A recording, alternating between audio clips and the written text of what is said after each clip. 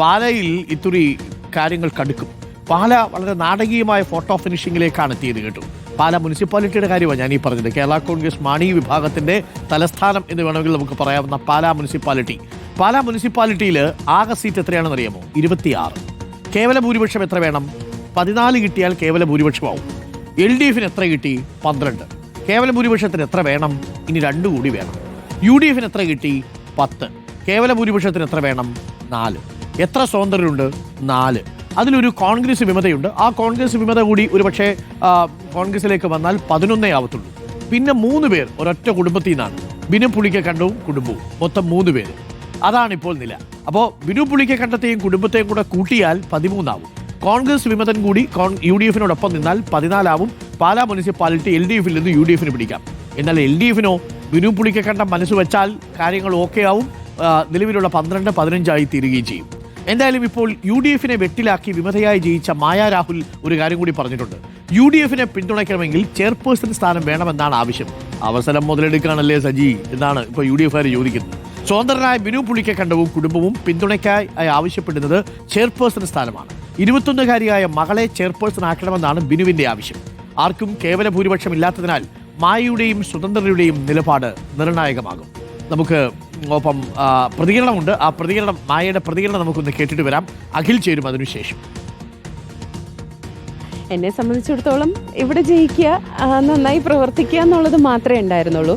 പിന്നെ ഇങ്ങനെ ഒരു അവസരം വരുമ്പം എനിക്ക് ചോദിക്കാമല്ലോ, എനിക്ക് അതിനുള്ള അർഹതയുണ്ടെന്ന് ഞാൻ വിചാരിക്കുന്നു. ഒരു സ്വതന്ത്ര എന്നുള്ളൊരു നിലയിൽ മത്സരിച്ചുകൊണ്ട് അങ്ങനെ തന്നെ കണ്ടിന്യൂ ചെയ്യണമല്ലോ. പിന്നെ UDFിൻ്റെ ഒരു സപ്പോർട്ട് ഉണ്ടെങ്കിൽ ഈ പറഞ്ഞ മാതിരി ഞാൻ എന്തൊക്കെയായാലും എനിക്കൊരു UDFുകാരിയായി തന്നെ തുടരണം എന്നാണ് എൻ്റെ ആഗ്രഹം. അഖിലുണ്ട്. അഖിൽ ഒരു UDFുകാരിയായിട്ടൊക്കെ തുടരണം എന്നുള്ളതാണ്.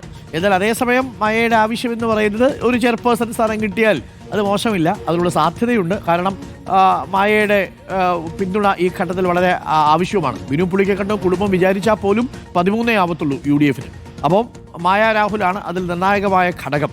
അതുകൊണ്ട് മായ പറയുന്നു ചെയർപേഴ്സൺ സ്ഥാനം വേണം. അതേസമയം ബിനു പുളിക്കക്കണ്ടത്തിൻ്റെ കുടുംബത്തിൽ മകളെ ചെയർപേഴ്സൺ ആക്കണം എന്നാണ് ബിനുവിൻ്റെ ആഗ്രഹം. അപ്പോൾ ചുരുക്കത്തിൽ UDF വെട്ടിലായി നിൽക്കുകയാണ്.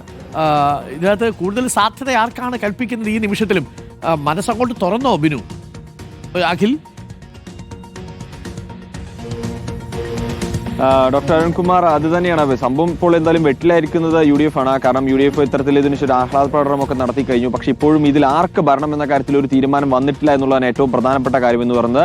ബിനു പുളിക്കക്കണ്ടം ഇപ്പോഴും പറയുന്നത്, അതായത് ജനങ്ങളുടെ, അതായത് തനിക്ക് വോട്ട് ചെയ്ത് വിജയിപ്പിച്ച ജനങ്ങളുണ്ട്, അവരുടെ തീരുമാനം അറിഞ്ഞ ശേഷം ഇതിലേക്ക് പോകുമെന്ന കാര്യമാണ് അദ്ദേഹം പറയുന്നത്.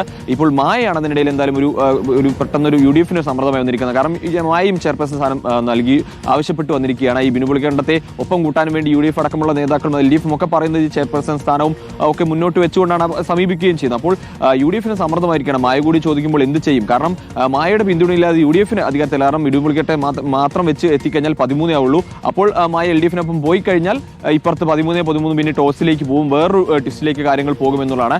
അപ്പോൾ മായയുടെ പിന്തുണയും UDFിന് അത്യാവശ്യമാണ്. പക്ഷേ LDFിന് ബിനു പുളിക്കട്ടവും കുടുംബവും മാത്രം ഉണ്ടെങ്കിൽ അധികാരത്തിൽ എത്താൻ കഴിയുമെന്നൊരു സമവായമാണ് നിലവിൽ ഇപ്പോൾ ഈ പാലാ മുനിസിപ്പാലിറ്റി കാര്യത്തിലുള്ളത്. എന്തായാലും ഇവരെ ഒപ്പം കൂട്ടാനുള്ള തീവ്രമായ പരിശ്രമം എന്തായാലും നടത്തുന്നുണ്ട്. നമ്മൾ മായയോടൊക്കെ LDFിലേക്ക് പോകുമോ എന്ന കാര്യം ചോദിച്ചപ്പോൾ ഇല്ല എന്നല്ല പറഞ്ഞത്, തീരുമാനിച്ചിട്ടില്ല എന്നൊരു കാര്യമാണ്. അപ്പോൾ ഇത് എങ്ങോട്ട് മാറി മറിയുന്നു, അല്ലെങ്കിൽ ഈ പാലയുടെ ഓക്കെ, അഖിലാണ് നമുക്കൊപ്പം ചേർന്ന്. നമുക്ക് ബിനു പുളിക്കക്കണ്ടത്തിൻ്റെയും കുടുംബത്തിൻ്റെയും മനസ്സിൽ എന്താ ഇരിക്കുന്നതെന്ന് അല്പസമയത്തുള്ളൊന്ന് ചോർത്തിയെടുക്കാൻ ശ്രമിക്കാം.